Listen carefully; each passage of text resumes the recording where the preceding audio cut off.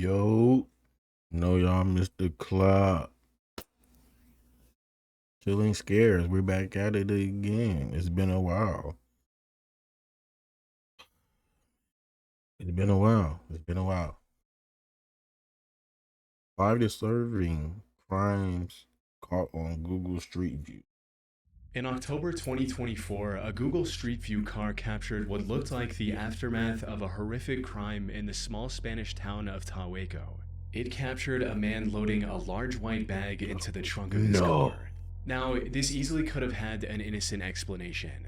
However, many noted that the bag's shape looked a lot like a human body. It does. And unfortunately, that is exactly what it turned out to be. The bag contained the remains of a 32-year-old Cuban man named Jorge Luis Perez. Damn, He had gone Jorge. missing in November 2023 after sending a message to his family saying he was leaving Soria, the place he had lived, with a girl he had met, and that he would no longer be using that phone. One of his cousins found this highly suspicious and reported his disappearance to the police. However, despite the investigators' best efforts, they were unable to find any clues that could help them find Jorge. There were no witnesses or any surveillance footage that could point them in the right direction. So the case went cold for months. Or at least until one of the investigators came across the Google Street View images in November 2024. Coincidentally, the Street View car had also captured the same man carrying the white plastic bag in a wheelbarrow on the way to his car. These images proved to be the final piece in solving the mystery of Jorge's disappearance. They were able to narrow down the list of potential suspects by tracing the vehicle back to its owner, a 48-year-old Tahueco resident named Manuel Isla Gallardo, who worked at the town hall in the neighboring town. However, Manuel had no prior history of violence or any other illegal activity, making it difficult for the authorities to arrest him without any solid evidence. But after tapping his phone and trailing him for a couple of weeks, the investigators uncovered the connection they were looking for. He was in a relationship with Jorge's partner. And as later investigation would reveal, Manuel and this partner kidnapped and later killed Jorge because of this love triangle. They likely would have gotten away with it as well if not for the Street View images, a discovery that was nothing short of a miracle. You see, the town of Tahueco has fewer than 50 residents, so there were no eyewitnesses to Manuel putting Jorge in his car. Additionally, the Google Street View car just so happened to be driving through Tahueco for the first time in 15 years. Both Manuel and his partner were arrested on November 11th after investigators found more evidence linking them to Jorge's disappearance in their home. Their arrest also led to the discovery of Jorge's remains in a cemetery about 15 minutes from where the Google Street View images were captured, finally bringing closure to his tragic case. Damn, bro, that's sad, bro. R.I.P.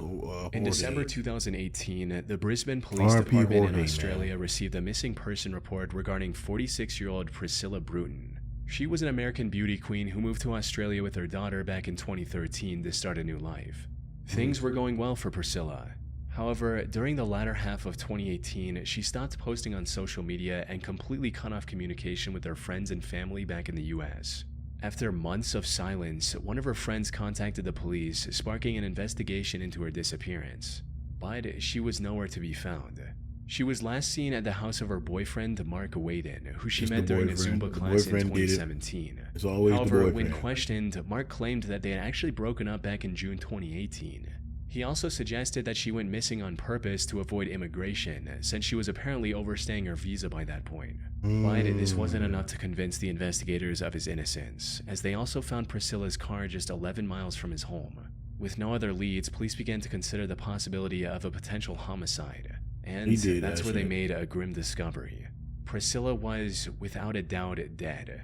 Even more shockingly, she was buried in Mark's front yard. Cadaver dogs helped pinpoint her exact burial location near the home's entrance, prompting an excavation to recover her remains on June 8, 2019. However, while the investigators did find some evidence from the dig site, most of the body was completely missing, which didn't seem to make any sense. As it turned out, Mark caught wind of the upcoming excavation in May, hired a construction crew to dig up the area with Priscilla's remains, and transported it to an unknown location with a trailer. What he didn't know, however, was that his crime had been captured on camera long before the investigation ever began. In August 2018, a Google Street View car mapped the Bracken Ridge area around Mark's home, and as it passed in front of his property, it captured what appears to be the very grave he dug for Priscilla, right where she was eventually buried. It even showed the trailer he would later use to hide the evidence. This, combined with testimonies from neighbors who saw him digging in the yard at unusual hours, made it impossible for him to play dumb and get away with his crime. He was finally arrested on the 13th of June and is currently awaiting sentencing while under house arrest. What?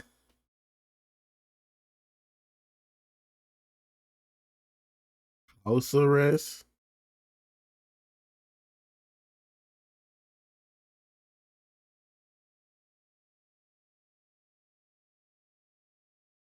All I'm saying, bro. All I'm saying. That's all I'm saying. Sometime in 2018, Google updated the street view in the Ecatepec de Morelos municipality in Mexico. Damn, among the many new snapshots were the pictures of this rather unassuming empty lot with bags of trash scattered around the overgrown plants. What's this right here? However, those trash bags concealed a horror beyond what anyone in that neighborhood could have imagined. The truth came to light when the local police investigated a string of disappearances in the area and noticed a few similarities. All of the missing individuals were women, they were all young, and most importantly, they had all received calls and messages from the same woman before their disappearance, 28-year-old Patricia Martinez. She lived in a house just 100 meters away from that empty lot with her 33-year-old husband, Juan Carlos Hernandez, and their 4 children. The two made a living by selling clothes, food, jewelry, anything they could right outside their home. On the surface, they appeared to be a perfectly normal couple, but despite their seemingly ordinary lives, authorities kept an eye on them for weeks, suspecting that there was much more going on behind closed doors. Then, on the 4th of October, investigators saw the two walking outside with a stroller. They suspected the stroller was carrying the 2-month-old daughter of a missing woman who had vanished together with her mother a month prior. Hoping to prevent any harm to the baby, the investigators moved in and apprehended both Patricia and Juan. However, when they inspected the stroller, its contents left them in disbelief. Instead of a live child, it contained the dismembered remains of a woman. The couple was headed to the empty lot near their home to dispose of the evidence of their horrific crime. But this was only the tip of the iceberg.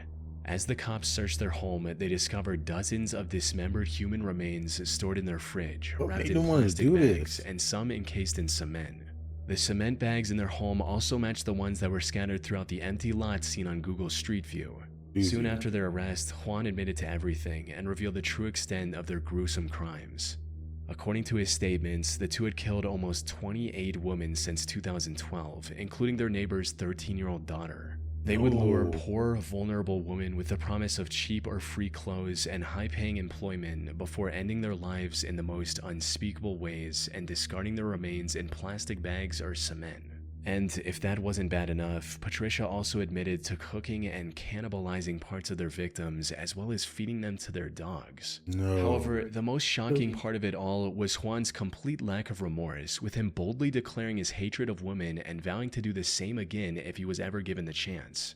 Y prefiero que mis perritos coman carne de estas mujeres a que ellas sigan respirando mi oxígeno. Y mientras yo siga aquí en la tierra, but you have a wife though, bro. So what are you talking about? The only silver lining in this entire case is that the baby was unharmed. They had actually sold it to another couple for 15,000 pesos, or about $770. These buyers were later arrested and the baby was rescued safely. As for Juan and Patricia, they were sentenced to nearly 350 years behind bars, where they remain to this day. They need more than that. If you go to this location in Barron, Wisconsin on Google Street View, you will see cop cars and police tape surrounding this residence. On October 16, 2018, this Street View car captured the aftermath of one of the most monstrous crimes in Wisconsin's recent history. It happened a day earlier when the 21-year-old Jake Thomas Patterson knocked on the Kloss residence at around 12:50 a.m. and claimed to be a cop. James Kloss came to the door and demanded to see Jake's badge before opening the door. In a fit of rage, Jake raised the shotgun he'd brought with him and shot James through the door. He then fired another shot to break the lock and enter the house. Meanwhile, Denise Kloss locked herself and her 13-year-old daughter Jamie in the bathroom and made this disturbing 911 call. County 911, where is your husband? Somebody else is my phone. Hello?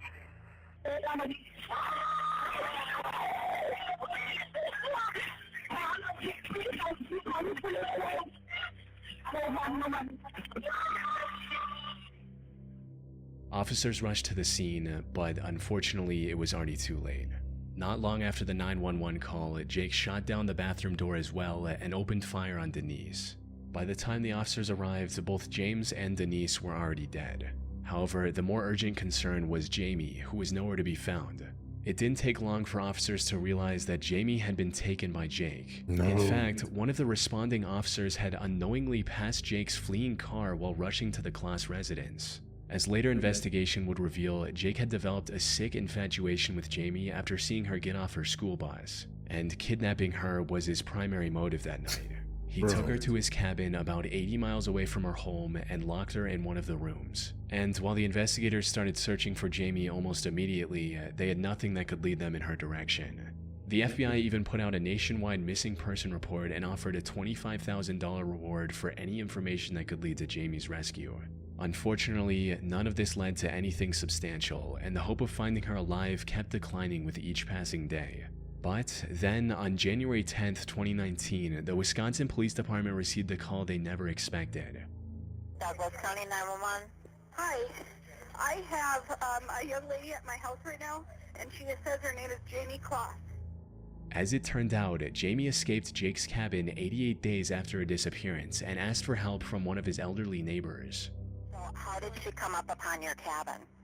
I was walking my dog, and we were almost home, and she was walking towards me crying, saying, "You gotta help me, you gotta help me." She pulled off this remarkable escape by carefully studying Jake's routine for weeks, tracking when he left and how long he was gone, waiting patiently until the perfect opportunity revealed itself. After getting in contact with the police, she told them everything she knew about her kidnapper, resulting in Jake getting identified and arrested following a traffic stop. Jake stood trial on May 24, 2019. He pleaded guilty to all charges and was given 2 life sentences without the possibility of parole, plus 40 additional years in prison. Man, he hit ass whoop every day of the hour. In February 2011, a Google Street View car captured what looked like an abduction in progress in Sao Paulo, Brazil. It shows a burly man saying something to a woman while she's trying to get away, while a car with an open trunk is parked nearby. The next slide shows the man restraining the woman, while we can also see another man strangely sitting in the car's trunk. And the next slide provides a clear view of the scene, showing the man in the white shirt seemingly trying to force the woman while she bites his hand in what looks like an attempt to break free. However, the final slide is even more unsettling as it shows the parked car driving away with neither the woman nor the man in the white shirt visible anywhere. Unfortunately, despite the alarming circumstances shown in these snapshots, I couldn't find any additional information about the alleged kidnapping. No news articles, missing person reports, or criminal investigation records. It's almost as if the crime never happened, which, given the situation, isn't entirely out of the realm of possibility. There's a good chance that this disturbing scene has a perfectly innocent explanation. Yeah, it looked like maybe the white shirt man and the woman know each other, and instead of an attempted abduction, he's simply trying to tickle her. Yeah, this would explain why he has a cheerful, almost smug grin in one of the snapshots, and why she's holding onto her cigarette while trying to free herself from a presumably dangerous situation. But even with all that in mind, the possibility that this was a real crime that just flew under the authorities' radar is also just as possible. The lack of reports and news articles doesn't necessarily mean nothing happened. It could just as easily point to a bigger systemic issue with bribery, corruption, and cover-ups that allow serious crimes to stay hidden in plain sight. Curiously, Google has since removed the most ominous snapshot from Street View for some unknown reason. Unfortunately, it's been over 14 years since these images were captured, and without any new evidence or leads, this case likely will forever remain a mystery. No, don't do it to me. What y'all think? Did something happen to her? Does it look like they know each other and they just having a good time? I don't know, but tough love is the best love. Catch y'all in the next one.